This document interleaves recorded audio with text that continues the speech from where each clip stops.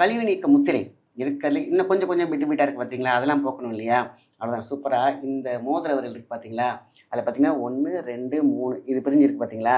அப்போ இந்த கோடு இந்த இந்த ஃபஸ்ட்டு கோடு 2வது கோடு கிட்ட உங்களோட பெருவிரலை இந்த இடத்துல வச்சு ஒரு அமுக்குனீங்கன்னா அப்படி பெயின் இருக்கும், லைட் பெயின். அதான் அதேமாதிரி 2 இடத்துல அப்படியே வச்சுட்டு காலையில் ஜஸ்ட் இப்படி உட்காந்தாங்களே போதும்.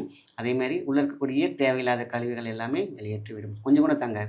இந்த 3 மட்டும் எடுத்தால் போதும். நிலாவரை, அதுமாதிரி அகத்திக்கீரை ப்ளஸ் இந்த முத்திரை இதை எடுத்துகிட்டு வந்தாங்கன்னா போதும். இதை பழக்கினாங்கனாலே போதும். அவங்களுக்கு வாழ்க்கையில் மிகப்பெரிய ஒரு சந்தோஷம் என்னென்னா, அவங்களுக்கு ஏதோ ஒன்று நம்மளை விட்டு போச்சு, அன்வான்ட் கேஸ் போயிடும். ஸோ உள்ளே இருக்கக்கூடிய கழிவு போயிடும், ரத்தம் சுத்தமாக இருக்கும். ஆக இது இருந்தாலே நல்லா இருக்குங்களா ஆரோக்கியம். ஸோ அதனால தான் இந்த டீடாக்ஸ் ரொம்ப ரொம்ப முக்கியம். இந்த மெத்தடில் கொண்டு போனாலே போதுமான விஷயம். இது பக்க விளைவுகள் எதுவும் கிடையாது. நல்ல கொழுப்பு கொழுப்பாக இருக்கும், கெட்ட கொழுப்பு மட்டும்தான் போயிருக்கும். ஸோ அதனால் பருமன் அதிகமாக இருக்காது, தைராய்டு பேலன்ஸ் இருக்கும், சூப்பராக இருக்கும். இதுதான் இந்த அகத்தி உள்ள தீ, அந்த குப்பையை தூக்குறது அகத்திக்கீரை.